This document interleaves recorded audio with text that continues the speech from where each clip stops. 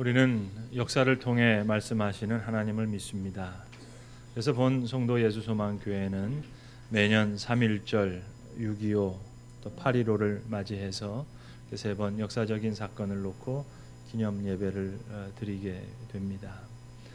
하나님께서는 성경을 통해서도 말씀하시고 예배 중에도 말씀하시고 또 역사를 통해 말씀하시며 오늘도 수많은 사건을 통해 우리에게 말씀하십니다.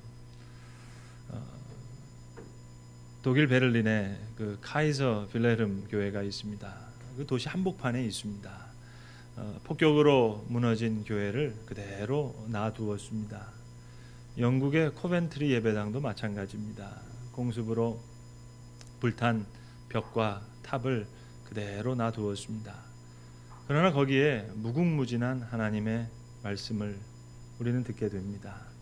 특별히 그 빌헬름 교회는 그 코벤트리에서 온 그 못 십자가가 있습니다. 한번 생각해 보세요. 이 독일 교회는 영국군의 공습으로 무너졌고 영국의 코벤트리 예배당은 독일군의 공습으로 무너졌습니다. 그런데 이 코벤트리에서 교회가 다 무너졌는데 거기에서 자넷더미에서 못을 다 구해가지고 그 못으로 십자가를 만들었습니다. 그 십자가를 베를린 카이저 빌헬름 교회에다 들어가서 그 복도에 이 코벤트리 크로스 오브 네일스라고 하는 코벤트리 못 십자가가 거기 있습니다. 그러니까 수많은 말씀이 무궁무진한 하나님의 말씀이 거기에 있습니다. 우리도 좀 아쉬운 것은 일제시대 때 신사참배를 위해서 전국 방방곡곡 읍마다 면마다 있었다는 그 신사 하나라도 좋으니까 교회 옆이라도 하나 두었으면 그걸 통해서 우리는 많은 하나님의 말씀을 들을 수 있었을 텐데 하는 그런 아쉬운 생각도 있습니다. 3.1절을 앞에 놓고 매년 반복해서 드리는 말씀을 오늘도 다시 드리려고 합니다. 그것은 3.1 운동의 시작은 엄밀히 말해서 기독교 운동이 아니었다는 말씀입니다. 몇몇 분들은 독립선언서에 서명한 34인 민족 대표 중에 기독교인이 16명으로 제일 많았다는 사실을 들어 3.1 운동의 시작을 기독교 운동이라고 설명하려고 하는 분들이 있습니다. 그러나 그건 그렇게 쉽게 결론 내릴 수 있는 것은 아닙니다. 3.1 운동은 어디까지나 정치적인 사건이었습니다. 33인이 독립선언서에 서명했지만 거사 당일 서울 태화관에 모였던 사람들은 정확하게 29명이었습니다. 4명이 빠졌는데 공교롭게도 모두 목사님이셨습니다. 길선주 목사님은 황해도 장영교회 신앙부흥회를 인도로 불참하셨고 김병조, 유여대, 정춘수 다른 3분 목사님도 각각 지방에 있던 교회 부흥사경회를 인도로 그 이유로 해서 참석을 하지 못했습니다. 그래서 길선주 목사님 같은 경우는 재판 과정에서 무죄로 석방됩니다. 어딘지 모르게 깨림직한 부분이 여러 가지가 있습니다. 또한 독립선언서는 아시는 대로 만해 한영운이 작성했습니다. 당연히 기독교적인 사상이 거기 들어갈 수가 없습니다.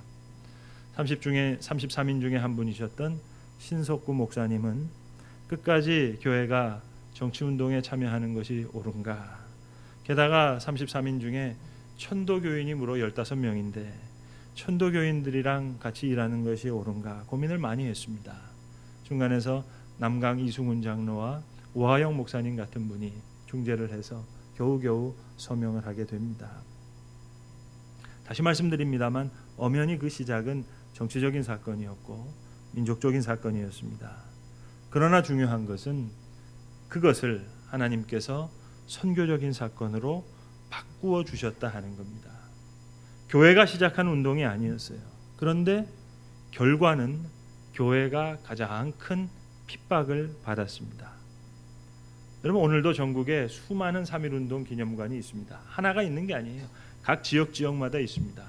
그러나 그 중에서 가장 유명한 3.1 운동 기념관은 제암리교회에 있는 제암리교회 3.1 운동 순국 기념관입니다. 교인들을 다 교회에다가 집어넣고 일본 군경들이 다 불태워서 죽었습니다. 그리고 유관순 열사가 다녔던 천안 매봉교회가 중요한 유적지 중에 하나입니다. 자, 바로 이런 점 때문에 한국 교회에 큰 아픔이 있었지만 선교의 가장 어려운 벽이라고 하는 민족주의의 벽을 우리는 쉽게 넘을 수 있었습니다. 아시는 대로 일본 교회는 200년 넘는 역사를 가졌습니다만 크리스천이 1%도 되지 않습니다. 중동의 선교가 어렵다고 하는 것도 따지고 보면 민족주의적인 벽 때문에 그렇습니다. 그러나 한국 교회는 3.1 운동을 통해 큰 핍박을 받으면서 민족주의의 벽을 나도 모르는 사이에 훌쩍 넘어가게 된 겁니다. 만세 부르는 것이 신앙이 되었고 그 애국이 신앙이 되었고 예배드리는 것이 이렇게 애국으로 느껴지게 됐습니다. 그래서 우리가 부를 애국가 또 옛날 찬송가 14장에 있었던 찬송가 중에 하나였습니다. 동해물과 백두산이 마르고 닳도록 하나님이 보호하사 우리나라 만세. 교회가 불렀던 노래입니다. 무궁화 삼천리 화려강산. 어디가 화려강산이에요? 다 척박한 땅인데 믿음의 눈으로 본 거죠. 신앙의 노래였습니다. 민족적인 편견을 넘어서 정치적인 사건을 하나님께서 선교적인 사건으로 바꾸셨습니다. 오늘 설교의 제목처럼 예수님께서 말씀하신 영광에 이르는 병과 같은 그런 역사적인 사건이 바로 3.1 운동이었던 것입니다. 성도 여러분, 오늘도 하나님께서는 우리의 삶을 이렇게 인도하시고 계십니다. 영광에 이르는 병을 통해 인도하십니다. 여러분, 영광에 이르는 병은 절대로 영광스러운 병이 아닙니다. 고통스러운 겁니다. 괴로워요. 힘들어요. 어려운 병이에요. 그러나 하나님은 그렇게 역사하십니다. 그래서 받아들이기가 힘든 겁니다. 아무리 하나님께 영광이라 해도 내겐 괴로우니까, 나는 아프니까요. 하나님의 영광 꼭 구름 잡는 말처럼 느껴지거든요. 마치 배고픈 아이 앞에서 훌륭한 요리 강자를 논하는 것처럼 느껴진단 말입니다. 하늘의 영광.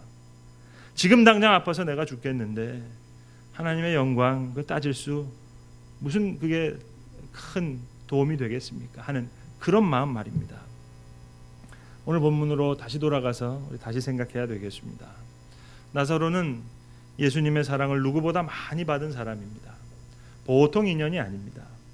예수님께서 예루살렘에 가실 때마다 베다니에 들리셔서 나사로의 집에 유하셨습니다. 그런 나사로가 오늘 병들어 죽어가고 있습니다.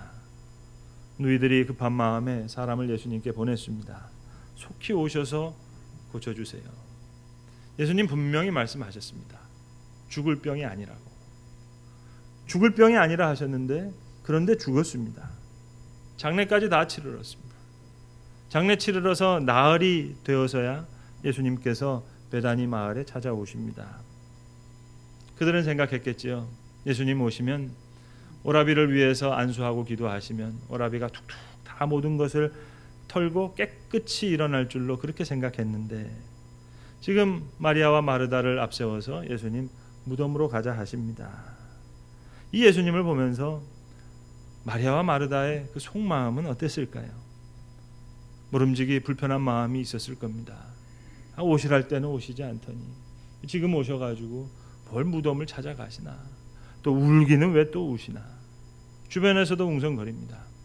맹인의 눈을 뜨게 한 이 사람이 저를 죽지 않게 할 수 없었더냐. 원인을 놓고 물으면 풀리질 않습니다. 그러나 결과를 놓고 생각하면 생각이 달라집니다. 베다니를 향해 떠나시면서 예수님 분명히 말씀하셨어요. 내가 거기 있지 아니한 것을 위하여 너희를 위하여 기뻐하노라. 거기 있지 아니한 것을 인하여 기뻐한다. 여러분, 이게 말이 됩니까? 누구 지금 마음, 아니 상처에 소금을 뿌려도 유분수지, 이게 도대체 말이 됩니까? 그러나 이는 너희로 믿게 하려 함이라. 미래의 결과를 놓고 생각해 보니까 잘된 일입니다.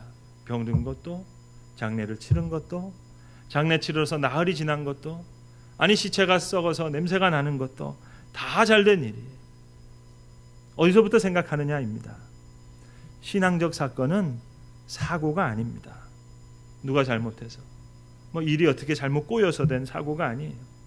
신앙적 사건은 자고로 신앙적 고백을 위해서 존재합니다.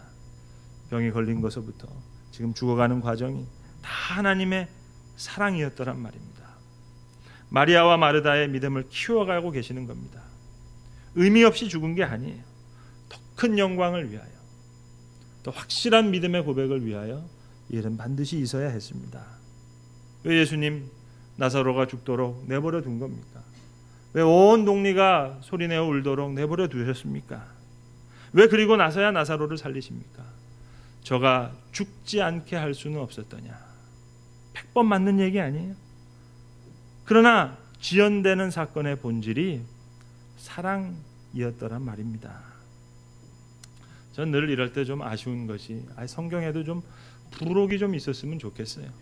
오늘 이 일이 다 끝난 후에 마리아와 마르다 좀 인터뷰해서 좀 실어놓으면 좋잖아요. 이럴 줄 알았으면 궁시렁하면서 올라가는 거 아닌데, 죽을 상하면서 올라가는 거 아닌데, 솔직히 저는 그때 예수님 정말 미웠습니다. 뭐 그런 말 부록에 있으면 우리가 이해하기 좋잖아요. 더 큰 영광을 위하여, 더 확실한 믿음의 고백을 위하여 반드시 있어야 했을 일입니다. 오늘 예수님 말씀하십니다. 하나님의 아들이 이로 말미암아 영광을 받게 하려 함이라. 깊이 생각하셔야 됩니다. 이 사건은 나사로의 사건이 아니란 얘기예요. 하나님의 아들이 영광을 얻으시는 사건입니다. 하나님의 아들이 이로 말미암아 영광을 받게 하려 함이라. 죄송하지만 나사로 죽었다 다시 살았습니다. 그렇다고 해서 여러분 영원히 산 것 아니잖아요. 사실 장례식 2번 치른 것밖에 없지 않습니까? 그래서 전 사실 나사로에 대해서 불만이 많은 사람입니다. 나사로 이 사람 적어도 예수님 십자가 지실 때 이 십자가는 내가 져야 된다고 그렇게 나서야 되는 사람 아니에요? 아니 죽었다 살아난 사람이 있는데 왜 엄하게 구레네 사람 시몬이 십자가를 진단 말입니까?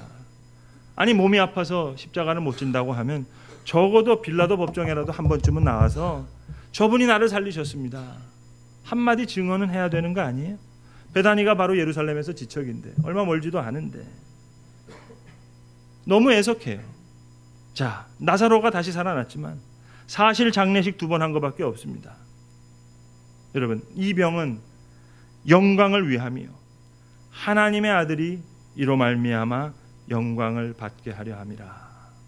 이 사건을 통해서 부활이요 생명이신 예수 그리스도의 그리스도 되심이 온 천하에 선포되는 바로 그 시간입니다. 내가 생명이요 부활이니 나를 믿는 자는 죽어도 살겠고 무릇 살아서 믿는 자는 영원히 살리니 이것을 내가 믿느냐. 예수님 마리아에게 물으셨습니다. 영광에 이르는 병. 여러분, 상품과 작품은 다르잖아요. 우리는 공장에서 찍어내는 상품이 아닙니다. 하나님이 오늘 작품을 만드시기 위해서 심혈을 기울이시는 거예요. 수많은 사건을 통해서 우리를 다듬으십니다. 여러분, 하나님 편에서 정말 어려운 일이 뭘까요? 어려운 병 고치는 거예요? 죽은 자를 살리시는 거예요? 하나님 편에서는 쉬운 일 아니겠어요? 하나님 편에서 정말 어려운 일, 그거는 우리를 변화시키는 일입니다. 사람 아주 못돼 먹어서 정말 안 변합니다. 저를 포함해서 말입니다. 우리가 느끼지 않습니까? 그래서 하나님 오늘도 수많은 사건을 통해서 우리 마음 문을 두드리시면서 이 어려운 일을 오늘도 우리를 위해서 애쓰시고 수고하시고 땀 흘려 우리를 위해 일하시고 계시는 겁니다. 제가 한인 이민교회에서 우리 중고등부를 맡아서 교회를 섬길 때 이 유스 패스터가 하는 일 중에 하나가 뭔고 하니, 아이들이 학교에서 이제 문제를 일으켜서 정학을 당하거나 그렇게 되면 미국 학교에서는 이 히어링이라고 해서 일종의 청문회를 합니다. 학생을 부르고 또 학생의 보호자를 불러서 여러 가지를 이렇게 과정을 이제 정하게 되는데, 얼마 동안 정학에 취할 건지, 아니면 좀 심한 경우에 퇴학을 어떻게 하게 될 건지, 이런 것을 이제 히어링 과정을 통해서 하게 됩니다. 그런데 한국 부모님들이, 한인 부모님들 중에 미국에 20년 30년 넘게 사시면서도 언어적인 장벽이 있기 때문에 이런 걸 좀 어려워하시는 경우가 많습니다. 그럴 때 제가 대신해서 내가 이 학생의 유스 패스터인데 보호자 자격으로 참석하겠다 해서 이제 학교에 허락을 받고 참석하는 경우가 더러 있습니다.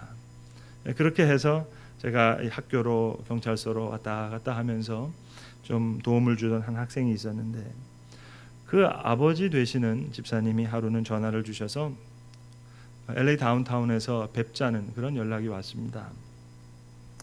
우리도 저 동대문 가시면 창신동 일대에 그 영세 봉제 공장이 있잖아요. 그 LA 다운타운에서도 꼭 그런 곳이 있습니다. 한인들이 주로 많이 운영하는 이 봉제 공장들이 쭉 모여 있는 곳이 있는데 거기서 만나자는 연락이었습니다.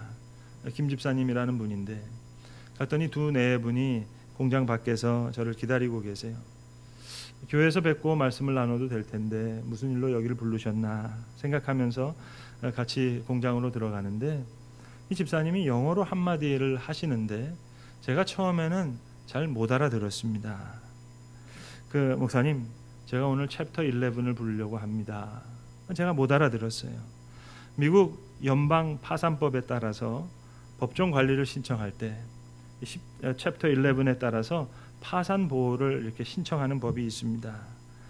공장에 들어갔더니 공장에 여러 명 종업원이 좀 있어야 될 시간인데 썰렁해요. 제가 목회하면서 개업 감사 예배는 뭐 수없이 인도했습니다만은 지금까지 이 폐업 감사 예배는 유일한 경험입니다. 목사님 모시고 예배 드리고 또 기도하고 그리고 오늘 오후에 법원에 가려고 합니다. 그래서 목사님 모셨습니다. 미리 말씀 못 드려서 정말 죄송합니다. 그러면서 하시는 고백이에요. 그러나 목사님 걱정하지 마세요. 저 단돈 200불 들고 미국 이민 온 사람입니다. 주유소에서 그 몇 달러씩 벌면서 일당 채워가면서 일할 때 물로 배 채웠던 사람이에요. 운동화 한 켤레, 셔츠 한두 개 가지고 몇 년을 버틴 사람입니다. 저 그런 사람 하나님께서 은혜 주셔서 많은 종업원 데리고 이렇게 공장 운영하는 사장까지 되게 하셨는데 목사님 걱정하지 마세요. 저랑 저희 집사람 이 시장 바닥에서 뼈가 굵어서 그저 빈몸뚱아리 하나 가지고도 이 시장 바닥에 서면 마음이 푸근해집니다. 그러니 걱정하지 마세요. 그리고는 오히려 이분이 저에게 감동적인 설교를 하십니다. 목사님 물질을 잃었는데 얻은 게 너무 많습니다. 믿음을 얻었고 잃어버렸던 진실도 찾았고 겸손도 배웠습니다.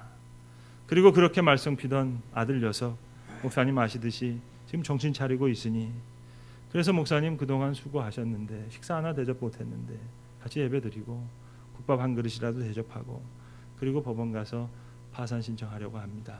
그런 얘기였어요. 지금도 그 장면이 제 눈에 선하게 지금 기억이 납니다. 여러분 이것이 바로 목회자가 잊지 못하는 그런 대접이에요. 진수성찬이 아니에요. 그날도 예배드리고 국밥을 앞에 놓고 식사를 하는데 이 집사님이 하염없이 눈물을 흘리시는 거예요. 목사님 오해하지 마세요. 슬퍼서 우는 게 아닙니다. 원통하고 분해서 우는 게 아니에요. 감격해서 웁니다. 목사님 우리 아들 녀석 때문에 수고 많으셨죠. 학교로 경찰서로 불려다니느라고 고생하셨는데 그래도 그 아들 사람 됐잖아요.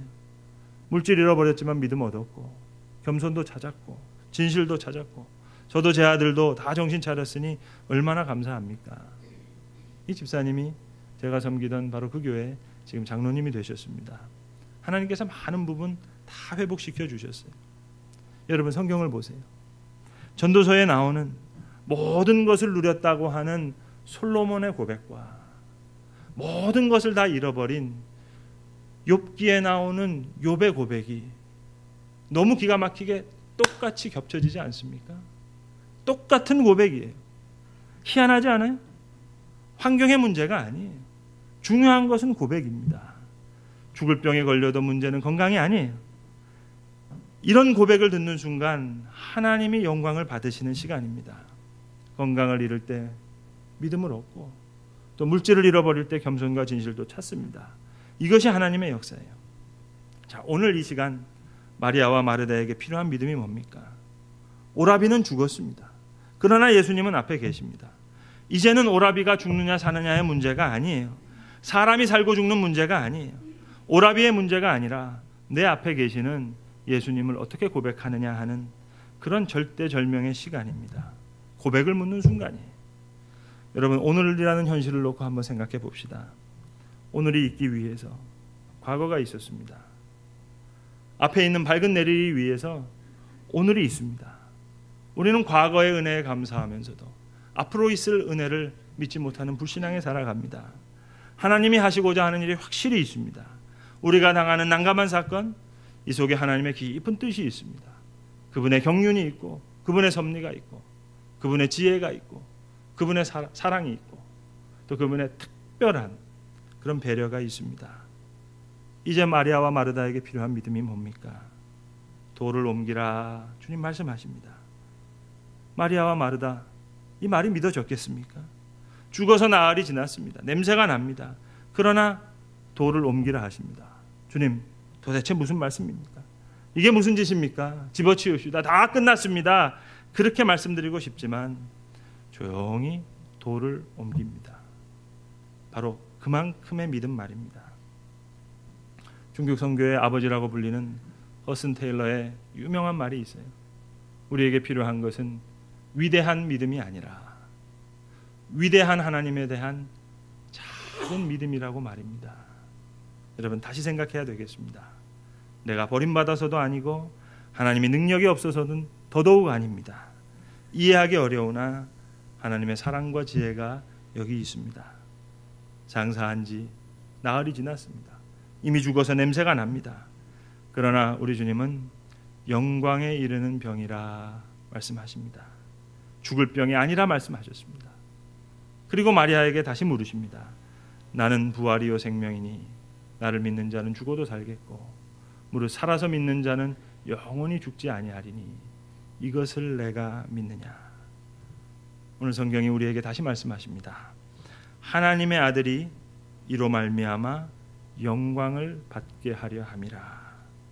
오늘도 하나님은 이러한 영광에 이르는 병으로 우리의 삶과 우리의 역사를 인도하고 계시는 것입니다. 기도하겠습니다. 아버지 하나님, 오늘도 영광에 이르는 병으로 우리의 삶과 우리의 역사를 주관하시는 주님을 찬양합니다. 이 병은 죽을 병이 아니라 하나님의 영광을 위함이요 하나님의 아들이 이로 말미암아 영광을 받게 하려 함이라. 오늘 우리에게 주시는 말씀으로 받는 귀한 믿음을 주님 우리에게도 허락하여 주시옵소서. 우리 주 예수 그리스도의 이름으로 기도합니다. 아멘.